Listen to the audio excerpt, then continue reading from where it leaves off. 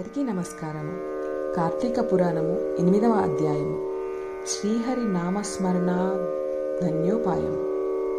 వశిష్ఠుడు చెప్పినదంతా విని, మహానుభావ, తమరు చెప్పిన ధర్మములన్నింటినీ శ్రద్ధగా వింటిని.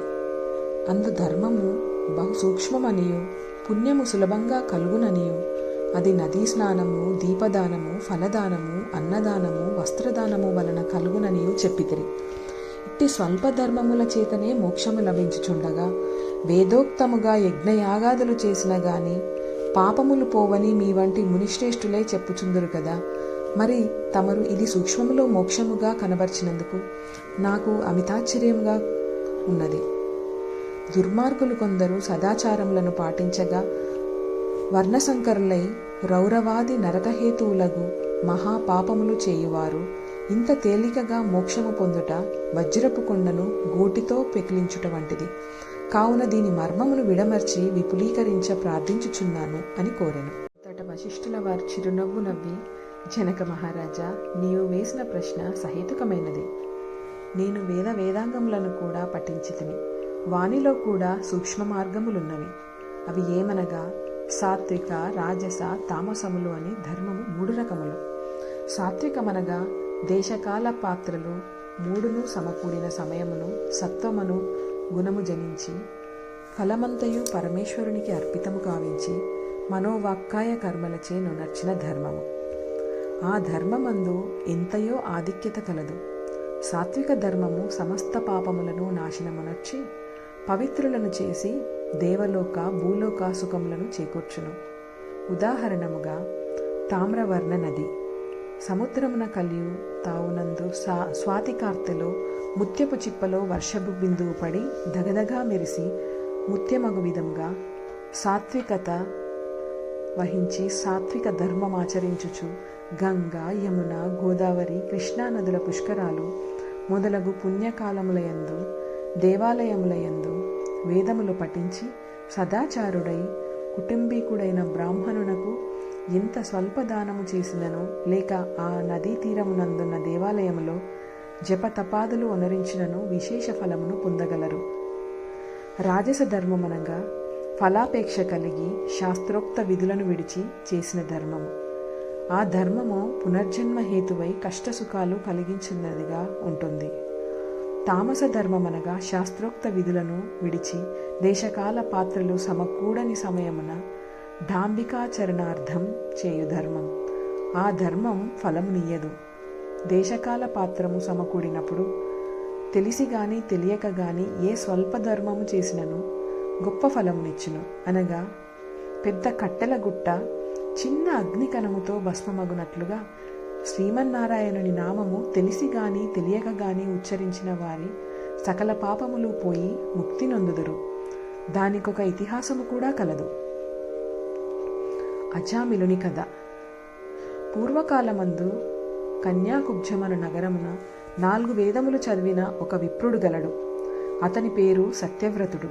అతనికి సకల సద్గుణారాశియగు హేమవతి అను భార్య కలదు. ఆ దంపతులు అన్యోన్యమైన ప్రేమ కలిగి అపూర్వ దంపతులని పేరు బడసిరి. వారికి చాలా కాలమునకు లేక ఒక కుమారుడు జన్మించెను. వారు ఆ బాలుని అతి గారాభంగా పెంచుచు అజామిలుడని నామకరణము చేసిరి. ఆ బాలుడు దినదిన ప్రవర్ధమానుడగుచు అతి గారాభము వలన పెద్దలను కూడా నిర్లక్ష్యముగా చూచుచు దుష్ట సావాసములు చేయుచు విద్యనభ్యసింపక బ్రాహ్మణ ధర్మములు పాటించక సంచరించుచుండేవాడు. ఈ విధముగా కొంతకాలమునకు యవ్వనము రాగా కామాంధుడై మంచి చెడ్డలు మరచి యజ్ఞోపవీతము త్రెంచి మద్యము సేవించుచు ఒక ఎరుకల జాతి స్త్రీని వలచి నిరంతరము ఆమెతోటే కామక్రీడలలో తేలియాడుచు ఇంటికి రాకుండా తల్లిదండ్రులను మరచి ఆమె ఇంటనే భుజించేడువాడు. అతి గారాభము ఎట్లు పరిణమించినదో వింటివా రాజా? తమ బిడ్డలపై ఎంత అనురాగం ఉన్ననో పైకి తెలియపరచకుండా చిన్ననాటి నుంచి అదుపు ఆజ్ఞలతో నుంచకపోయిన ఎడల ఈ విధంగానే జరుగును. కావున అజామిలుడు కులభ్రష్టుడు కాగా వాని బంధువులతనిని విడిచిపెట్టిరి. అందుకు అజామిలుడు రెచ్చిపోయి వేట వలన పక్షులను, జంతువులను చంపుతూ కిరాత వృత్తిలో జీవించుచుండెను.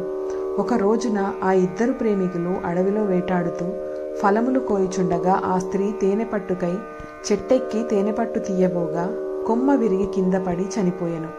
అజామిలుడు ఆ స్త్రీపై పడి కొంతసేపు ఏడ్చి తర్వాత ఆ అడవి అందే ఆమెను దహనము చేసి ఇంటికి వచ్చెను. ఆ ఎరుకల దానికి అంతకుముందే ఒక కుమార్తె ఉండెను. కొంతకాలమునకు ఆ బాలికకు యుక్త వయస్సు రాగా కామాంధకారముచే కన్ను మిన్ను గానక అజామిలుడు ఆ బాలికను కూడా చేపట్టి ఆమెతో కూడా కామక్రీడలలో తేలియాడుచుండెను. వారికి 2 కొడుకులు కూడా కలిగిరి. 2 పురిటిలోనే చచ్చిరి. మరుల ఆమె గర్భము ధరించి ఒక కుమారుని కనెను. వారిద్దరూ ఆ బాలునికి నారాయణ అని పేరు పెట్టి పిలుచుచు ఒక క్షణమైనను ఆ బాలుని విడవక ఎక్కడకు వెళ్ళినా వెంటబెట్టుకుని వెళ్ళుచు నారాయణ నారాయణ అని ప్రేమతో సాకుచుండిరి. కానీ నారాయణ అని స్మరించిన ఎడల తన పాపములు నశించి మోక్షము పొందవచ్చునని మాత్రము అతనికి తెలియకుండెను. ఇట్లు కొంతకాలము జరిగిన తర్వాత అజామిలునికి శరీర పటుత్వము తగ్గి రోగగ్రస్తుడై మంచము పట్టి చావునకు సిద్ధపడి ఉండెను. ఒకనాడు భయంకరమైన ఆకారములతో పాశాది ఆయుధములతో యమభటులు ప్రత్యక్షమైరి. వారిని చూచి అజామిలునకు భయము చెంది కుమారునిపై ఉన్న వాత్సల్యము వలన ప్రాణములు విడవలేక నారాయణ నారాయణ అనుచూనే ప్రాణములు విడిచెను. అజామిలుని నోట నారాయణ అను శబ్దము వినబడగానే యమభటులు గడగడ వనకసాగిరి. అదే వేళకు దివ్య మంగళాకారులు శంఖచక్ర గదాధరులు అగు శ్రీమన్నారాయణుని దూతలు విమానంలో అచ్చటికి వచ్చి, ఓ యమభటులారా, వీడు మావాడు, మేము వీనిని వైకుంఠమునకు తీసుకొని పోవుటకు వచ్చితిమి అని చెప్పి అజామిలుని విమానమెక్కించి తీసుకొని పోవుచుండగా యమదూతలు, అయ్యా మీరెవ్వరు?